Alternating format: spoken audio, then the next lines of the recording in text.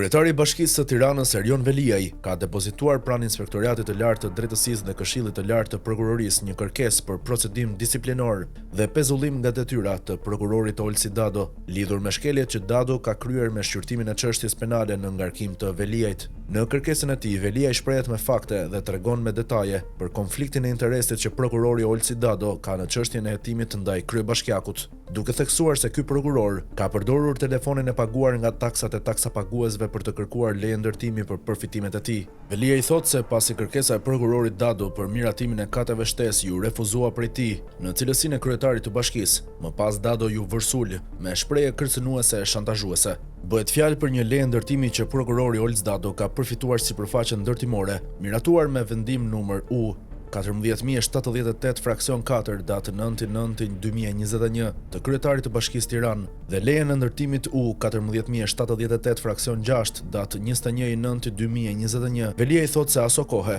prokurori Dado nuk ka qenë i kënaqur me metrat katror të miratuar në leje dhe i ka dërguar mesazh në telefon kryetarit të bashkisë për shtesë të metrave në lejen e ndërtimit. Prokurori Olsi Dado e pranoi edhe vetë në seancën gjyqësore se i ka dërguar SMS falënderimi kryetarit të Bashkisë të Tiranës, por në fakt kjo është vetëm një pjesë e vogël e së vërtetës, pasi prokurori Dado nuk e sqaroi plotësisht atë, pasi nuk mund të falenderosh kryetarin e bashkisë apo çdo person qoftë pa pasur më përpara një komunikim të mëparshëm me të. Po kështu Olsi Dado nuk tregoi të vërtetën përpara gjykatës dhe përpara drejtuesit të SPAK, takimet fizike që ai zhvillonte në Bashkinë e Tiranës për interesat e tij private, jo vetëm për lejen e ndërtimit në fjalë, por edhe për interesime të tjera. Kërkesa e plotë e Veliajt për ILD dhe KLP. Thelbi i kërkesës të depozituar nga ana ime konsiston te qëndrimi që un kam bërë publik për largimin nga çështja të prokurorit ndërtues zotit Olsi Dado, i cili nuk mundet kurrësi të jetë objektiv në përfaqësimin e akuzës të ngritur ndaj personit tim. E them këtë pasi Olsi Dado ka përdorur telefonin e paguar nga taksat e taksapaguesve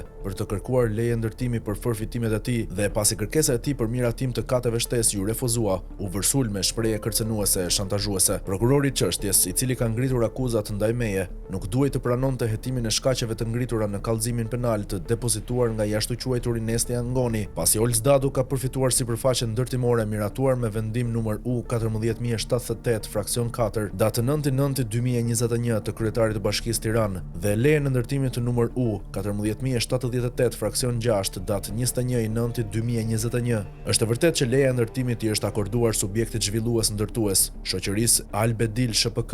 por referuar kontratës së sipërmarrjes numër Rep 2040, numër Kol 803, datë 6/5/2021, pala porositëse dhe përfituese njëkohësisht është prokurori i çështjes kundër titullarit të institucionit, që ka dhënë lejen e ndërtimit, pra personit në hetim Erion Veliaj, siç e parashtrova edhe më lart. Fakti që përfitues nga procedura e dhënies së lejes së ndërtimit është prokurori Olsi Dado është i pandryshueshëm, pasi e vërteton dokumentacioni bashkëlidhur kërkesës time. Telefonatat e prokurorit, i cili shpreh pakënaqësinë në lidhje me procedurën e dhënies së lejes së ndërtimit, dëshmojnë qartë qëllimin keqdashës të Olsi Dados për të pasqyruar në dosjen hetimore fakte të pavërteta. Edhe nëse Olsi Dado nuk do të ushtronte ndikimin e tij në lidhje me lejen e ndërtimit, mjafton vetëm fakti se është përfitues për të vërtetuar konflikt interesi. Thjesht fakti që prokurori është subjekt përfitues nga leja e ndërtimit do të thotë se ndodhet në konflikt të hapur interesi e përpasoj nuk duhet të kishte përfaqësuar akuzën që në krye të herës. Në një rast hipotetik, interpretimi kundërt, si për shembull,